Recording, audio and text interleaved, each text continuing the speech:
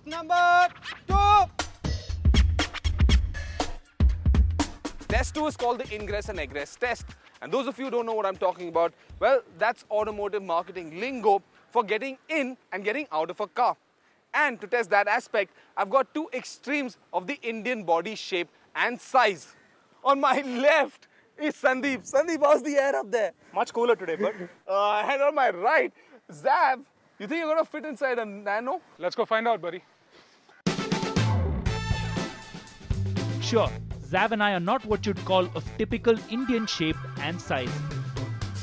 But if the two of us can give a car the thumbs up, you can bet that a large joint family should be able to take up residence in it. Surprisingly though, it wasn't me that was most impressed with Maruti's tall boy. The WagonR, in spite of being one of the oldest cars in the lot, is still very easy to get in and out of because it's really tall. And you don't have to bend, you don't have to squeeze yourself into it, you can just literally step in and out. While the WagonR, i20 and Figo scored high, another XXL sized car, the Indica Vista, didn't live up to expectations. Now, while it is one of the biggest cars here, the Indica Vista is not doing too well on this test. Why? Let me explain. The first problem is with this very high door sill. Now, I'm a tall guy, and when you're tall, well, you don't really want to have your foot getting caught in a door sill all the time. It's quite an effort for me to climb into, and it must be a lot worse for people who aren't this tall. The second problem, and this is a uniquely tall boy problem probably, is this curved roofline. While it looks really good from the outside, when you're sitting inside the car, you have surprisingly little headroom considering just how big it is.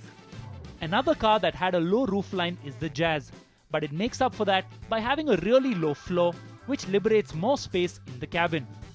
The new kid on the block, the Micra 2, had a spacious rear.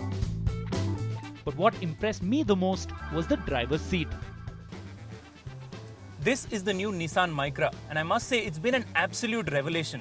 For one, despite looking or seeming to be a little lower than some of the other cars, it's quite easy to get in and out of, but its real party piece is once you've gotten into the car. Thanks to this rounded dash over here, I get that little bit of extra knee room that I don't sometimes get in other cars, other bigger cars. On the flip side, the Beat and Polo got a collective thumbs down. While I struggled to fold myself in, Zav had trouble with the narrow doors and entry ports. My two worst cars were the Beat, which is behind me right now, and the Polo. They really surprised me because they look like big cars from the outside. The Beat is really small from the inside, and the Polo is really, really low for a tall guy. But after we've been in and out of all 13 cars and totaled up the points, there is one car that stands apart from the others. And shockingly, it is the Tata Nano. It's the most compact car here, but when it comes to ingress and egress, it does quite literally stand head and shoulders above the others.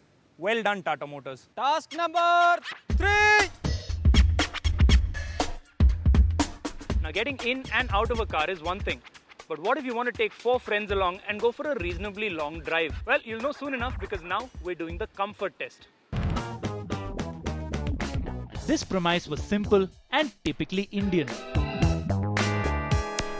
Could 5 adults of different sizes fit comfortably into these cars? Getting on with the test though led to some pain and a whole lot of comedy. Obviously the larger cars like the Jazz, i20 and Indica did well. And though we shouldn't have, we had to try fitting 5 into the only true 4-seater of the bunch, the Nano. To the results then, and once again the Jazz topped the scores, followed by the i20 and Indica Vista. At the bottom of the pack, the Swift's one glaring weakness caught up, putting it alongside the Polo and Beat. At the end of day one, the Honda Jazz is looming large ahead of the rest of this bunch. But what may completely surprise you, and it's completely amazed me as well, is that close on the heels of the Jazz is the Tata Nano. However, day one, we've done just 3 tests, and there are 9 more to go. And day 2 may see a drastic change in the leadership. So you keep watching.